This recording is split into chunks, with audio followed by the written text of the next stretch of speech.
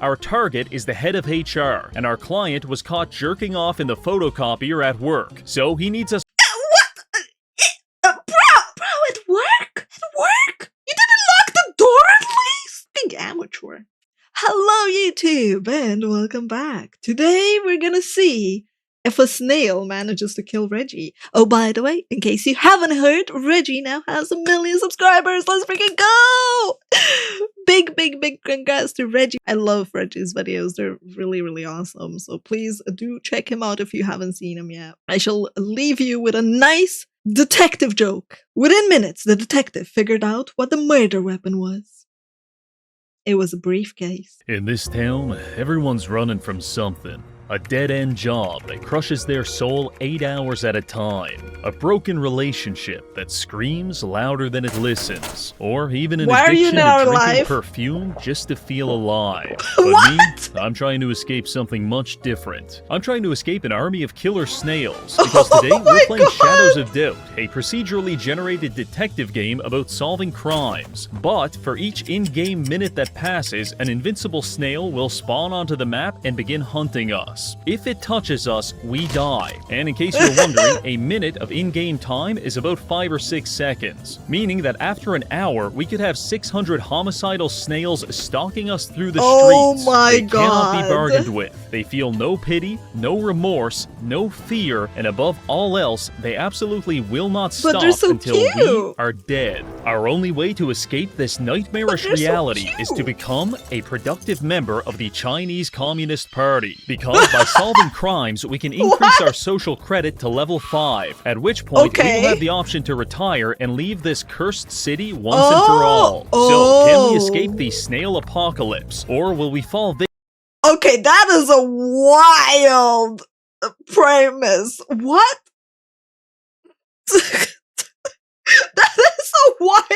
I did not expect to hear that. To ungodly horrors beyond our comprehension. There's only one way to know. But first, I have to tell you something. 5 years ago, I was in my basement apartment attempting to teach my wife how to get sturdy, when suddenly she turned to ash before my very eyes. After collecting her remains in a dustpan, I went to the hospital so the doctors could determine the cause of this horrific disaster. Following several hours of analysis, the physician looked me straight in the eyes and said, "This lady done got turned to dust because she had a deficiency of 3D real-time strategy role-playing games with built-in fact." I thought for 1 second it's gonna be a gamer sub ad, but no, it's an ad for Ark Knights. He had me in the first half, chat. Automation systems. God damn it. If only she knew about the sponsor of today's video, Ark Knights Enfield. Nice. This is a brand new RPG featuring dynamic team-based combat, cinematic storytelling, and several breathtaking environments to explore, ranging from the futuristic Valley 4 to the oriental town of Wuling. But let's get straight to the good stuff. 3 words. Automated Industrial Complex. In this game, you can establish a power grid, extract resources, manage your logistics, and develop complex production pipelines to manufacture helpful equipment and technology for you. After seeing Let's Game It Out's video on this, I'm like, no, that factory looks way too neat and normal. Your missions. I'm not going to lie, I love automation games. In fact, every time I hear the word efficiency, I slam my hands up and down on my desk over and over while making monkey noises. This is purely an involuntary reaction. Point is, Ark Knights Enfield makes my brain go... And I like that very much. This game features a wide variety of characters, and personally, my favorite is Da Pan, because one of his main techniques is beating people into unconsciousness with a gigantic Chinese frying pan. Objectively, the best character. Now listen, Ark Knights Enfield is free to play on PS5, PC, and mobile, and I implore you to use the link in the description to download the game today. Please, do it before it's too late. Thank you, Ark Knights Enfield. Now, back to the video. Before we begin, I'm going to explain the structure of this challenge. I swear, I feel like I'm missing out by not playing it, but I'm like, I don't want to play another gacha. Uma Musume is enough, man. Snail apocalypse is divided into 3 distinct phases: the spawning phase, the empowering phase, and finally, the kaiju phase. To move from one phase to another, we have to solve a murder, and specifically, we have to solve the murder as fast as possible because each of these phases are time sensitive. Given that, this won't be your typical slow-paced crime-solving video. I will be sprinting everywhere, I will be taking massive leaps of logic, evidence will be fabricated, innocent people are going to die, and I just might do a little heroin while I'm at it. With that out of the way, So basically just like real life? let us begin. We load into the city, midnight, January 3rd. Our first snail nemesis is already upon us. For the time being, we can easily ignore him, but that peace of mind won't last for long. In order to escape, we'll need to solve 3 murders, but unfortunately, no one's dead yet. Only so 3? I decide to spend some time preparing. Our first order of business is to acquire the essential items for performing home invasions. This alone should inform you about my philosophy on detective work. Regrettably, that used up all of our money, but as the saying goes, give a man a fish and you feed him for a day. Teach a man to perform brutal home invasions and you feed him for a lifetime. So I began searching the nearby apartment complex for easy targets to make some cash. After finding one, I break in, knock the first tenant. Seriously? Someone actually has their key under their doormat? Oh my god.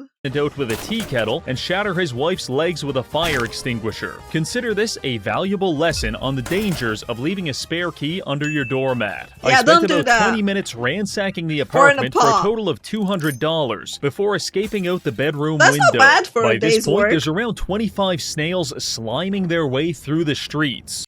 Like, I don't make that much in a day. That's pretty good. Not a huge issue, but definitely noticeable. Fortunately, our spree of wanton violence appears to have manifested the death of an innocent man, because a murder case was just reported on the radio. The sooner we solve this, the sooner we can exit the spawning phase. I wonder if he could just be like, commit three murders and then incriminate someone and be done. Wonder if he can do that in the game. So we head straight for the crime scene at Primal Pharmaceuticals. Arriving there, I can see the security shutters have been drawn. No access. So I slip into a ventilation shaft and begin worming my way toward the crime scene. Eventually dropping down into some kind of storage closet where we hide until the police leave. Now, it's time to get to work. At least the snails aren't up here. Avoid being shot to death by ceiling-mounted machine guns. After disabling the security systems, we're free to explore the area. It doesn't take long to find the victim. One Paulo Baltazar, an employee here, shot dead with a hunting rifle between 7:45 and 9 p.m. last night. Upon closer inspection, we find a bullet impact point and also a hole in the nearby window. Based on this, we're likely dealing with a sniper. These can be difficult because they leave very little evidence at the scene of the crime. However, by approximating the bullet trajectory, we can deduce that the shooter must have been firing from across the street in Hodge Projects on either the 6th or 7th floor. So it's time to go pay them a visit. This is easier said than done, because by the time we decide to leave, there are at least 40 snails creeping up the staircase toward us, with dozens more entering the building. About that, I think I spoke too soon. Each minute. So we take the elevator down to floor 1 and dive headfirst into a dumpster full of scrap metal. That might seem like an unnecessarily painful shortcut, but jumping out of windows is something we're going to have to become well acquainted with as the Snail Armageddon intensifies. Arriving at Hodge Projects, I begin surveying the 6th floor for evidence. That sounds professional. In reality, it was a lot closer to a crystal meth addict pillaging apartments for drug money. In fact, the first unit I tried to break into caused me to accidentally phase through the wall into their bathroom, which upset the tenants greatly, and resulted in me spending 5 minutes getting beat by lesbians in the shower. Eventually, the melee spilled into the kitchen, where one of them tried to stab me, missed, and stabbed their partner instead. At this point, it's a free-for-all, until I smash a peanut jar over one of their heads to end the bloodshed once and for all. Unfortunately, after searching their apartment, the only crime I found evidence of was an abusive relationship. ship. So I uncuffed them and moved on to the next unit. This is where things became very interesting. Arriving at apartment 601, I kicked the door in, knocking out the first tenant before running inside and using the kitchen door to knock out her husband. Truly, some of my finest detective work. At least they're together. It didn't take long to find the evidence we were looking for. A hunting rifle in the bathroom, clearly in the middle of washing the fingerprints off it. But we got here too fast, and the prints match up to the wife, Leia Christensen. This is a very strong start, but if we get this case wrong, the challenge is over. So we have to be 100% sure. Searching the apartment, we find no bullet casings, but there are some highly suspicious discoveries. You can't even fail a note one to Leia's case? mother describing picking up some extra work on the side, perhaps as a paid assassin. An email about pest control services, possibly a coded message. And as we're exploring, she receives a phone call that hangs up immediately once we answer it. Potentially a client checking to confirm the hit was completed. Most of this is what we could call circumstantial evidence. Very Things circumstantial. which do not directly prove her guilt, but which, with the application of reason, could imply it. It's all very frustrating, so I make sure to knock her out a few times for inconveniencing us. I want to investigate further, but the snails have reached the 6th floor, and if we wait much longer, they'll have us cornered. At which point, I don't like our odds of jumping out the window. So instead, we head down to the 1st floor and gracefully make our exit. It's now time to investigate the victim. Infiltrating her apartment was comparatively easy, since, you know, she's dead. And after doing some investigating, we discovered that our victim was being stalked by an average height female. This fits the description of our suspect perfectly. The note says she was being followed yesterday at a fast food restaurant called Glutton Grub. So all we need to do now is go there, show a photo of our suspect to the staff, and if they can identify her, that will establish a solid link between our victim and the suspect, at which point we'll turn in the case. The only problem is the United Snail Army has assembled outside of Glutton Grub, and they formed a blockade to prevent our entry. So our only way to gain access was to violently hurl a garbage can through the restaurant window. Unfortunately, this angered the staff, and we had to spend 15 minutes hiding in a nearby park as the general manager tried to kill us with a framing hammer. After he cooled off, we climbed through the window and began asking around about the suspect. But to my dismay, no one saw her in this restaurant at that time, which goes against our stalking theory. Additionally, by this point, we're dealing with about 250 snails. So many snails, bro. Look at them. Look at them. Which presents us with 3 major problems. First, our risk of touching a snail and dying has become fairly high. Now technically that wouldn't end the run, but in practice it might, because by the time we wake up at the hospital, the snails could be waiting for us, effectively soft-locking our run as they spawn camp us over and over again. Second issue, our frame rate is being absolutely demolished by the sheer volume of calculations required to monitor this many snails. And the last issue is that over time, the snails are slowly coagulating into one giant death ball. What? Wicked. Theoretically, this is good, because it's easier to deal with one big snail rather than 200 small ones. However, the death ball appears to be exerting some kind of domain expansion upon its surroundings, because if we get too close to it, our screen gets all pixelated, and sometimes it blinds us completely. Even light itself cannot escape the event horizon of the Gestalt snail, which is incredibly disorienting. Needless to say, we need to solve this case before these problems get any worse. Desperate times call for desperate measures, so I'm going to execute the quintessential detective maneuver when faced with limited evidence. I'm going to bluff my ass off. Returning to the suspect's apartment, we find she escaped her handcuffs. So I grab a dumbbell and knock her out while she's brushing her teeth. Now it's time to confront her directly and accuse her of murder. 90% of the time, when you do this to the actual murderer, they'll confess. However, when we confronted Leia, she responded with an incredulous and dismissive, "Yeah, right." What do you mean, yeah, right? We've got the gun. You're gonna fry for this. I'm not gonna lie, the confidence with which she delivered that line shook me to my very core. Could we have the wrong person?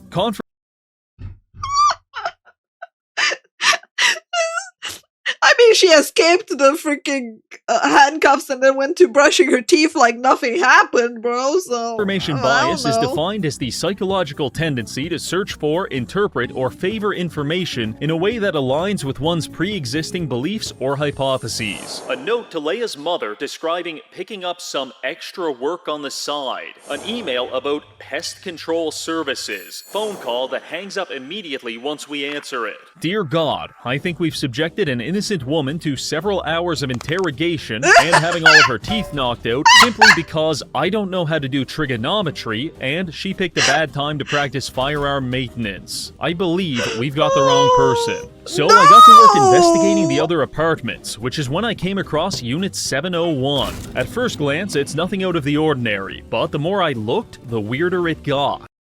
Leia was innocent? Oh man, but it was so fitting.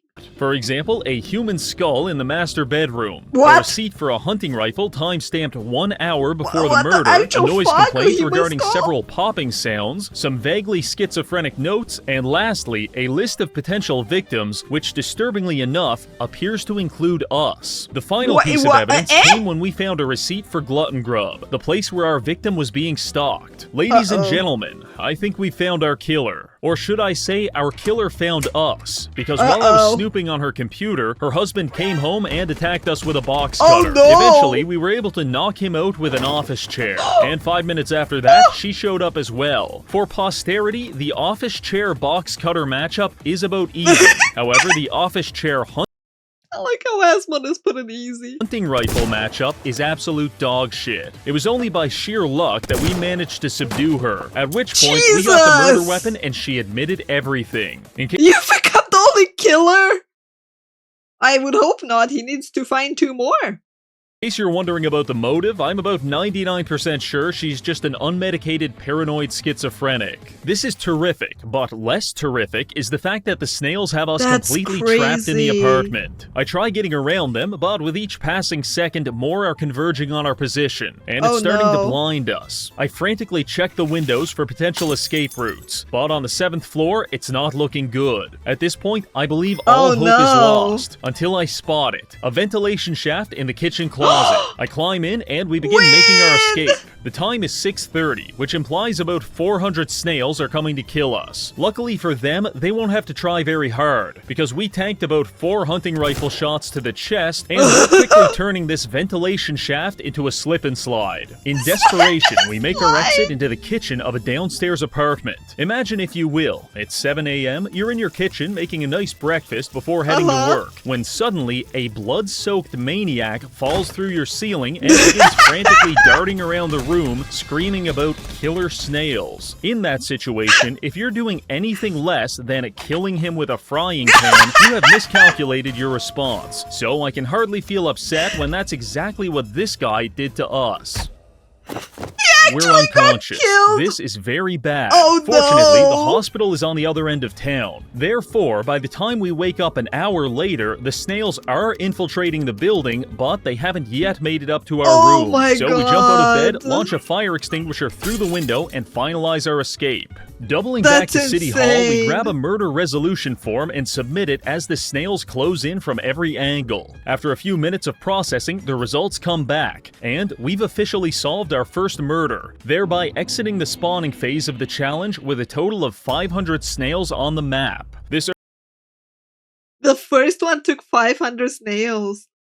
This is not gonna go well for his computer, is it? Earns us enough good boy points to reach social credit level 2. Not bad at all. With that taken care of, we've probably got about 12 to 18 hours until the next murder occurs. So what do we do now? That's well, a lot of in order to reach level hours. 5 and retire, we need 2,000 social credit. Solving 3 murder cases will get us to about 1,500, which means we need to make up the last 500 by doing community service. This could be anything ranging from finding a lost item to melting off a woman's face with a cup of coffee. Wait. What the actual? What? How is that community service? and everything in between. So let's get to work. After perusing That's the a job wild listings, range. I come across one well suited to our talents. Demolition for reliable individual. I call the number and the guy tells me he wants us to trash his friend's apartment as a prank. Looking through my inventory full of fuck? handcuffs, pepperball grenades, and loaded guns, I assure him this will be very funny. He gives us some basic intel on our target, but most importantly, their names Wait, did he actually say he's a Redditor? Like a starts with the letter. He gives us some basic intel on our target, but Reddit mod occupation.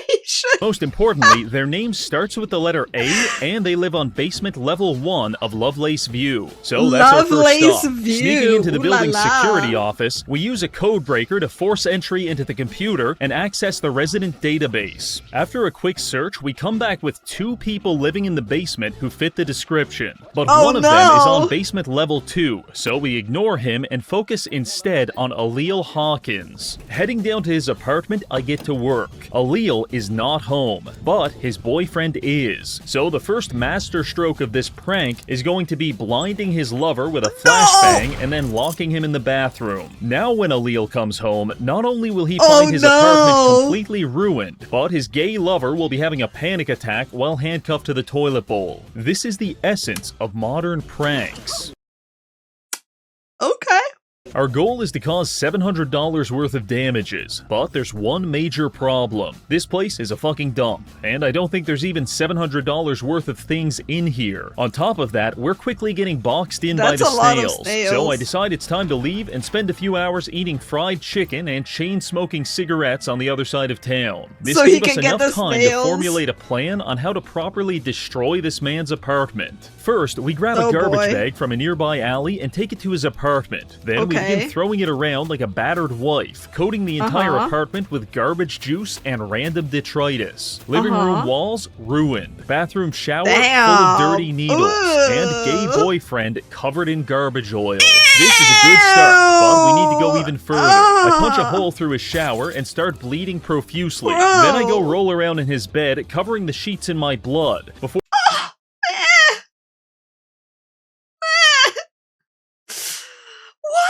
Before producing 3 pounds of raw beef, which I throw at the walls and then eat. This gets me Why are you eating it? exceptionally nauseous, and I fill his toilet Oh. bowl full of vomit. Ugh. For my final move, I take his grandfather's so urn full glad of ashes and smash I have it against the aphasia. ceiling. I exercise the upper limits of rot What maxing, the but to my fuck? dismay, it says we still haven't done enough damage, which is when I realize something truly embarrassing. He's not asthma enough. I see. You need some cockroaches. When I was determining our target, Why I am I ruled helping this guy him? out because he lived on basement floor 2 instead of basement floor Oh, no. 1. But it turns out there is no basement floor 2. These are Oh, apartment no. numbers, and we've got the wrong guy. In a just world, I would be sent to a labor camp and my family would be No. shot for what I've just done. But in the dystopian world of Shadows of Doubt, no Oh, one no. really cares. In fact, our social credit hasn't even budged. So it's up to us to make this right and restore our karmic equilibrium. I decided the best way to achieve that was to entomb the gay guy in a pile of cardboard boxes, turn the lights off, and leave. That seemed about even Steven to me. Heading over to the correct apartment, we quickly make a $700 mess and then turn the case in for 250 social Jesus credit. Another Christ. job well done. This leaves us just enough time to get one more job No done before the way. next murder happens. Based on our exemplary performance on the last mission, I decided to accept a contract for Don't corporate hire Reggie, espionage. got it. Our target is the head of HR, and our client was caught jerking off in the photocopier at work, so he needs us. Bro! Bro, at work? At work? You didn't lock the door at least? Fucking amateur. To track down the target and make those HR reports disappear. At this point, all we know about our target is his phone number, but that's more than enough. First, we have to break into an apartment complex with absolutely dog shit security, and I know just the spot. Arriving at Lovelace View, we break Oh, into the no, first not apartment we again. find and use their phone to call the target. No one answers, but that doesn't matter. Now, we What slip the into the heck? basement and find a telephone router. In most apartments, these are protected by laser trip tripwire systems and automated gun turrets. However, in this dump, it's being guarded by a AA battery and an eraser, so we have no problem breaking it open and accessing the call logs. Using this, we track the call we just made and determine it went to Unit 402. I waste no time kicking the door off its hinges and pilfering the apartment in search of the HR documents. Unfortunately, they're not here, but we've got the next best thing, our target's name and his place of work, so it's time to go pay him a visit. Arriving at Zeng Terrace and Associates, I find a receptionist who, despite typing frantically, is clearly not doing anything, so I offer him $30 for a guest pass to the office. Following that, we wait until everyone goes on lunch break and start searching for the documents. After 5 minutes of looking, we find the files, stuff them down our underwear, and make our escape. Then, per instruction, we leave them in a dead drop for our client and let him know the job is done. This puts us very close to social credit level 4. 2 more murder cases and we're out of here. We've still got 10 hours to kill until Wait, isn't it easier then to just keep doing this then if he still has 10 hours for that? Like, the next case. If we were a normal person, we could just fall asleep in a dumpster to pass the time. But if we stand still for even 5 minutes, we're going to find ourselves at the epicenter of the world's largest snail orgy. And maybe that appeals to you, you poor, sick man. But that is not my idea of a fun time. Therefore, we spent the I mean, I'm just saying, Reggie, you're the one showing us those pictures. Are we sure it's not your fun time? Are we? Just saying. Entire night on the run, and since we can't stay still, I had no opportunities to use the washroom. So, canonically speaking, for the past 9 hours, we've been sloshing around in a stew of our own excrement. I wonder who had to Google that for the video. I like how I have 2 different chats right now. One going like, I wonder who the poor person is who had to Google it. The other one, source, asking for a friend. This is how you get a bad reputation with the ladies, because they could never understand the necessity of shit-maxing. It's 8:47 p.m. I haven't slept in days, and I'm subsisting on a diet of street food and caffeine suppositories. What? What the fuck? That's a thing? Please tell me that's not a thing. Heading down Arquette Street, I see a commotion outside, which upon further inspection is the scene of a murder. Phase 2 has begun. For this phase, we will be cutting the number of snails in half, but for each hour that passes, we will double their size and speed, which means that within 4 hours, we could be getting chased through the streets by minivan-sized mollusks. The first doubling event happens in 1 hour at 9:55, so we've got to solve this fast. No, that's bad. In between dodging snails, I'm able to use my powers of deduction to logically infer that our victim is dead. Specifically, her brain is in like 55 pieces on the side of the road. Now, I've attacked people with a vast and exciting array of objects before, but you don't get this kind of carnage unless you're using a high-powered rifle. However, I can't find any shell casings, and no one in the area saw anything suspicious. I was ready to leave the crime scene until, partially obscured by the victim's exploded brain, I found a bullet impact point on the ground. The only way the bullet could land here is if the killer fired from an elevated position, and based on the direction of the blood spatter, that shot either came from this rooftop or possibly the apartment complex behind it. Heading to the roof, I find the door was left open. This is unusual. Proceeding through, we follow a trail of size 5 women's footprints all the way to this ledge where we find a single shell casing. And that's not even the best part. It's got a fingerprint. You fucking amateur. We've got all this information by 9:30, a very strong start. From here, we undertake the arduous task of breaking into random people's homes until we find a black market weapons dealer, because chances are that's how our killer got their gun. By 9:50, we found one. Scarlet Crafts and Hardware. Usually, they won't let you in unless you know the password, but my password is disabling your security systems while you're taking a shit, and then knocking you out with a beer bottle when you're done. With that one simple trick, we were able to gain access to their sales God. ledger, at which point we found someone with the initials AB purchased a rifle 1 hour before the murder. Much like a porn-sick gooner reading a Zootopia fanfic, I'm getting so close. Unfortunately, it's now 9:55, which means the snails get their stats doubled. They're still fairly slow, but they're now the size of dogs, which makes them a lot more obstructive in close quarters. Sprinting through the streets, we head straight for City Hall, and after scrubbing through the entire phone book, I come back with only 2 people that have the initials AB. Okay. Who wants to bet that he's gonna get the wrong person again? I think he's gonna get the right person. Aretha Benz and Amrit Biro. You can't possibly get the wrong person a third time, right? Use a codebreaker to gain access to the government database. The snails are closing in on our position, so we work fast. By searching each person in the database, we can print off their ID. Then, using my Kaizen V Plus cybernetic upgrade, I'm able to determine the exact size and flavor of each woman's feet just by looking at a photo of them. Damn! I didn't know you swang that way, Reggie, but damn.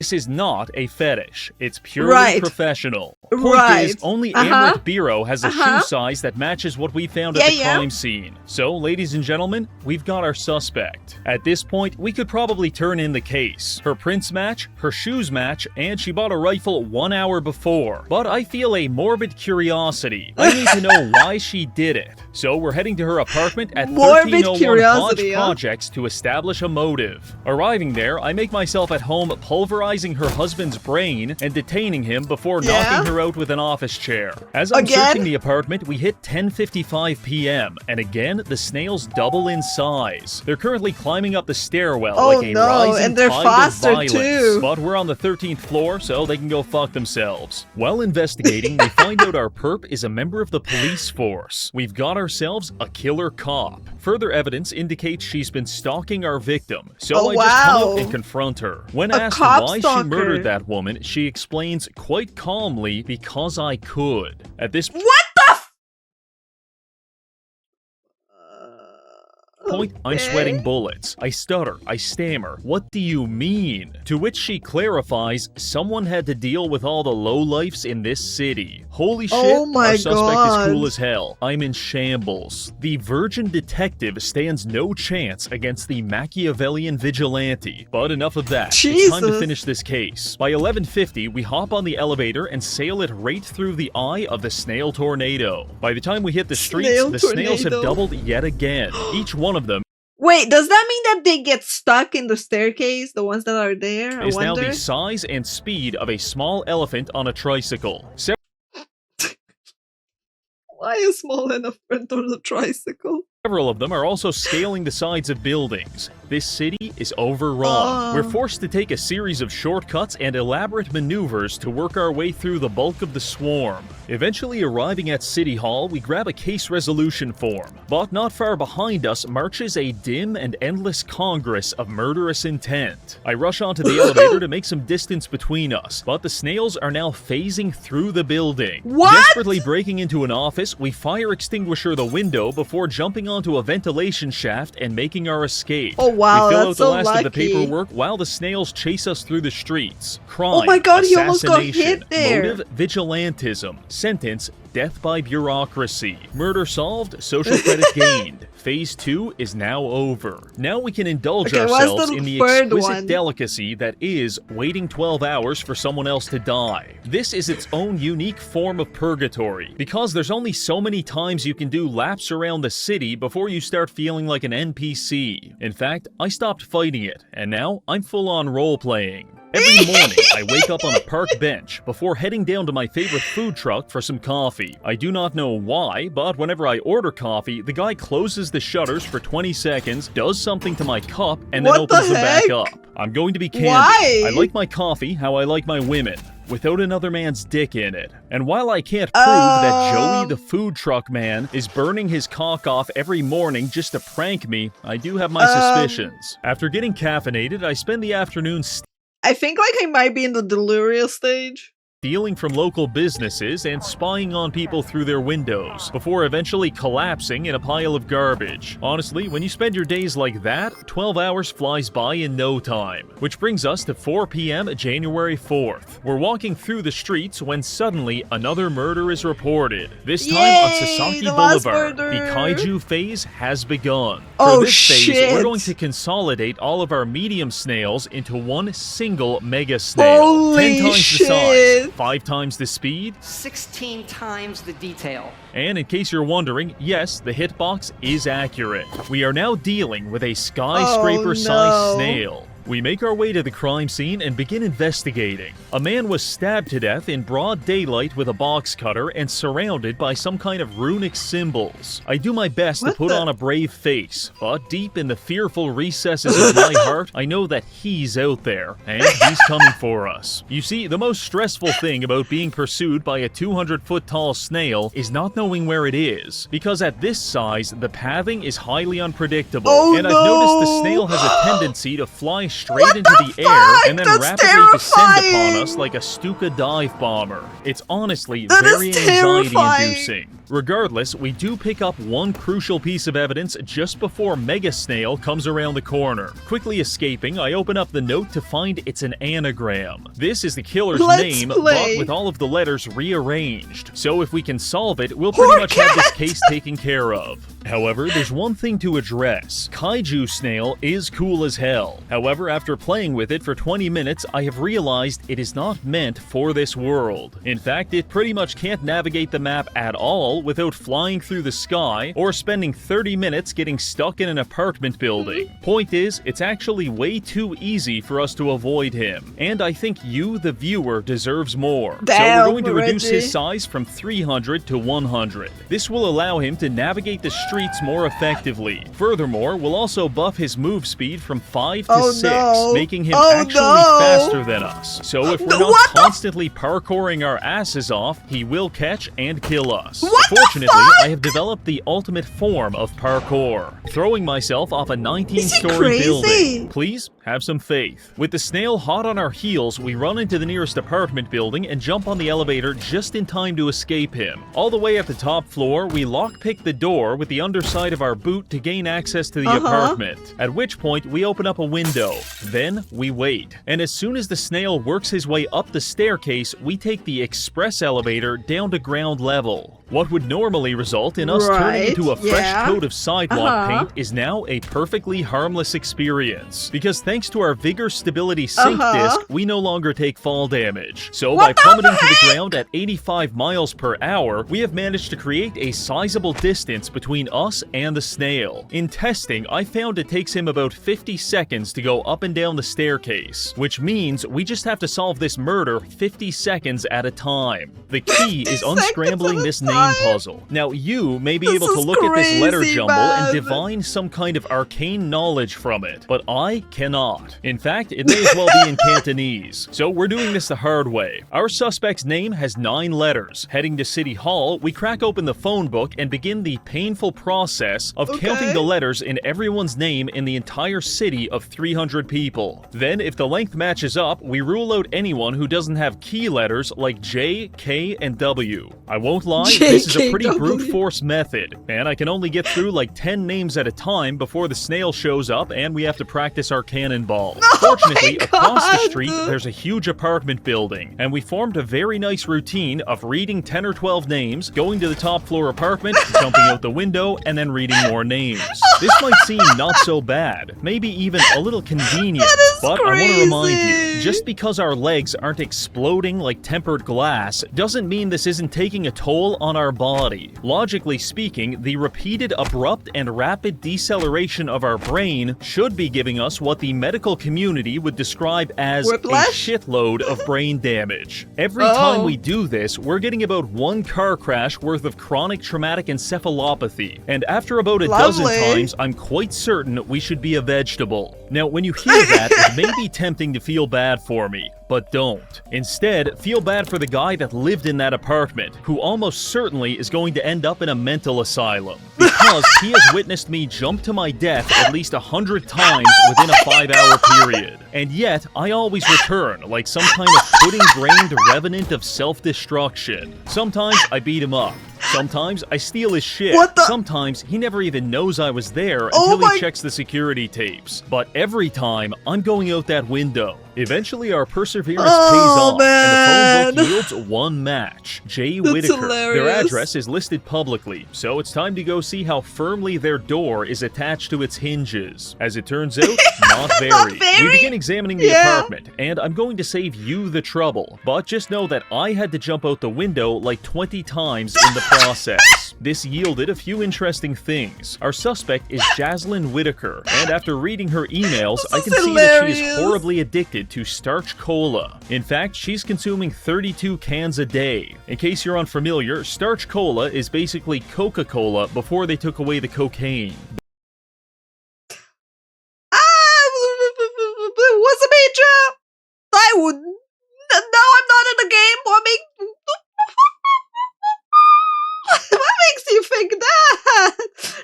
It's not the color, right? Based on several notes we find, this binge drinking seems to have induced some kind of psychosis, whereby our suspect believes that if they kill enough people, they can resurrect the long-dead CEO of a carbonated drink company. Lastly, So that's what I need to do. Okay. comparing the handwriting to the note left at the crime scene, we can see it's a perfect match. Now it's time to arrest this sicko and retire from this nightmare city. According to her work contract, she's a pharmacist. So let's head Of down to the course she drugstore and fill a prescription for violent street justice. There she is, Justice. planning her next murder. I saw no reason to complicate this, Oh, so I just went behind man. the counter and cuffed her. Fair warning, people do not like when you arrest their pharmacist. So we had to spend a few minutes avoiding an angry mob. But after And a that calmed snail. down, we confronted Jaslyn, at which point she admitted to being involved in a starch cola cult dedicated to taking The over red the world. gums. And unfortunately for her, she is not nearly hot enough for us to ignore that level of deranged psychosis.